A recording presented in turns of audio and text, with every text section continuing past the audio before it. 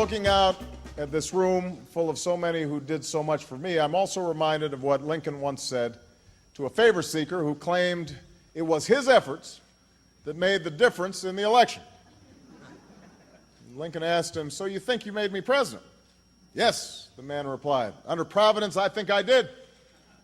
"Well," said Lincoln, "it's a pretty mess you've got me into. But I forgive you." Well, President Obama has made no secret of his admiration and feelings for the 16th President of the United States. He cites Lincoln's speeches, was sworn in on Lincoln's own Bible, and by his bedside, it's a pretty good bet that right now there's our next guest's new book, The Fiery Trial, Abraham Lincoln and American Slavery. What connects the two presidents' approaches to leadership? And is Obama's an overly generous read of the legacy of President Lincoln? The great emancipator, it's not quite so simple. We welcome Eric Foner, author of The Fiery Trial. He's DeWitt Clinton Professor of American History at Columbia University and a member of The Nation magazine's editorial board. Eric, welcome back to the program. Always delightful to be here. I guess he would have to have an advance copy if he's really going to have it by his bedside, but maybe he has one. It comes out next week. Well, I hope he does. Maybe I should put one in the mail to him. This is an inspiration. Well, I think there you go. But he's pretty busy, I guess, right now. Oh, I never too busy for a book about Lincoln, I reckon, in terms of Barack Obama, who really, I mean, he couldn't have made his connection with Lincoln more strongly in the campaign and since he took office. Is he wrong in his admiration for the man? Well, no, he's not. Lincoln is a man who deserves great admiration. He wasn't perfect. No human being is. He had many flaws. But I think Obama, of course, being from Illinois, like Lincoln, that's one connection. But I think maybe a more important one is that both Lincoln and Obama rose to national prominence through oratory, through speeches. Lincoln didn't hold any public office from 1849, when he ended his one term in Congress, until he was elected president. Obama, was in the U.S. Senate for a bit, but we don't really associate him with any major legislation. It was through speeches that the two of them became national figures, speeches of eloquence, of power, where they outlined a new vision for the country in different circumstances and different times. But in that way, I think they are connected. While you've taken us to that point, let's play another clip from the speech there at the Bicentennial from Springfield, Illinois, where he's talking about the parallel views that they had of government, really, and the role of government acting in one voice. Take a look. Such knee-jerk disdain for government, this constant rejection of any common endeavor, cannot rebuild our levees or our roads or our bridges. It can't refurbish our schools or modernize our healthcare system.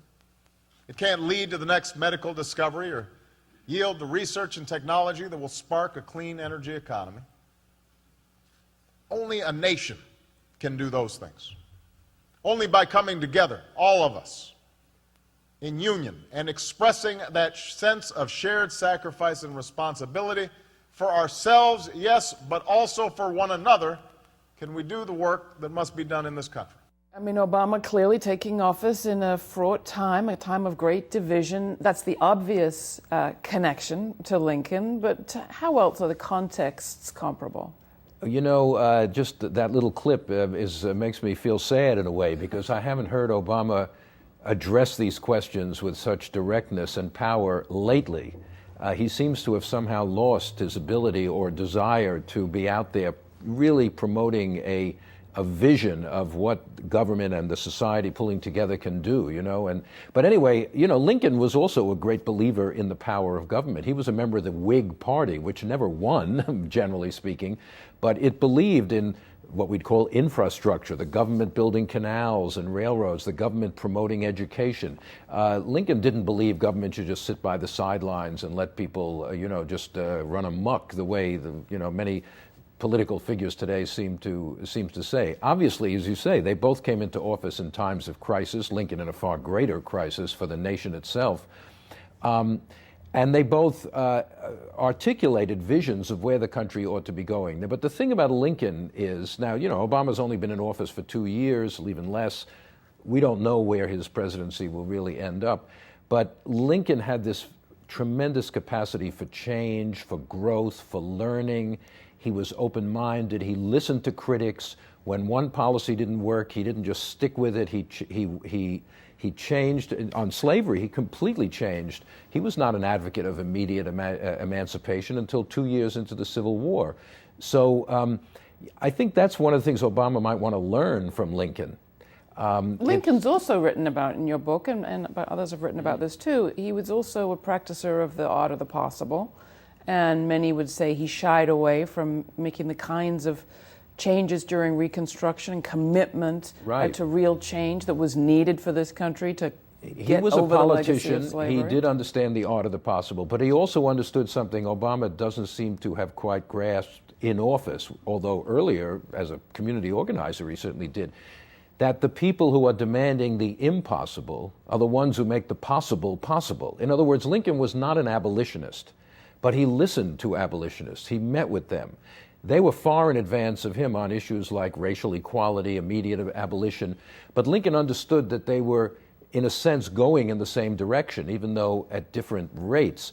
Whereas I don't see Obama having in the White House his critics from the left. I don't see Worse than that, you talked about where is the fiery oratory Right. from Obama. Most often these days it seems to come from him and his spokespeople when it's directed at critics from the left. Exactly. Lincoln was annoyed when abolitionists criticized him, radical Republicans, but he understood that they were all in the same endeavor.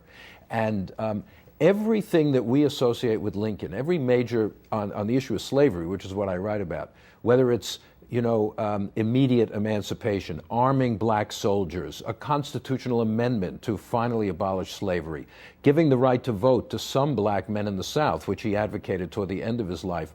Lincoln never advocated those views until midway in the Civil War. Every single one of those were put forward first by abolitionists. In other words, Lincoln is willing to listen to his critics on what we would call the left today and change, whereas Obama seems to be more concerned with placating his critics on the other end.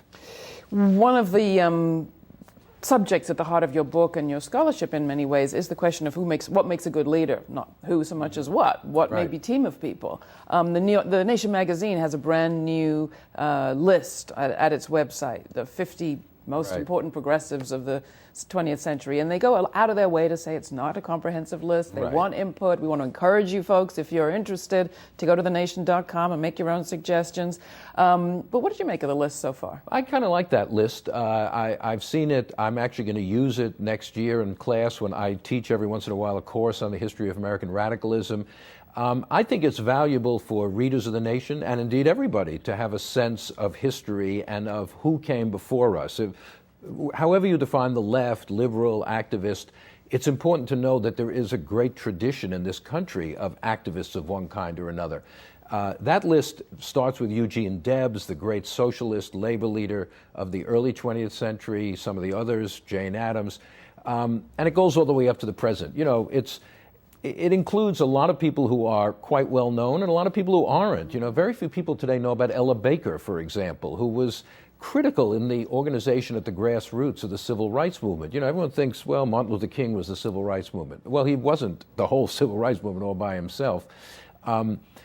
It's an interesting and perhaps sad commentary that the last five people, the current five people on the list, are two sports figures, Muhammad Ali and Billie Jean King, and three people in the media, Michael Moore, Barbara Ehrenreich, and someone else I can't remember. But the point is, that's fine. I admire all of those people, but it's a sign of the decline of other kinds of activism, like labor activism, et cetera, that today people who are considered activists are in these other realms. What do you make of the activism that's happening on the right? And in these last weeks before the midterms,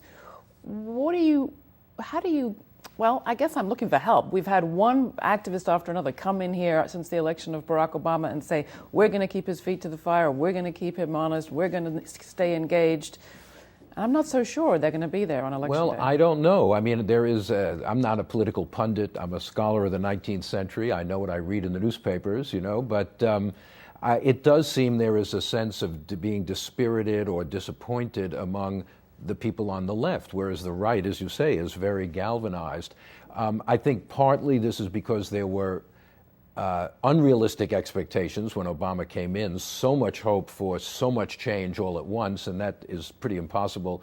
On the other hand, of course, Obama has compromised many issues of great concern to people on the left, whether it was, public option or labor law reform, attacking unemployment, So I think, we do have to keep his feet to the fire, and, they did that with Lincoln. That's my point. The abolitionists, the radical Republicans, kept Lincoln's feet to the fire, but he didn't mind it. He appreciated the necessity for that kind of dialogue in the public realm. The Fiery Trial, Abraham Lincoln and American Slavery, and the list of the 50 is at The Nation. You can get more information at thenation.com.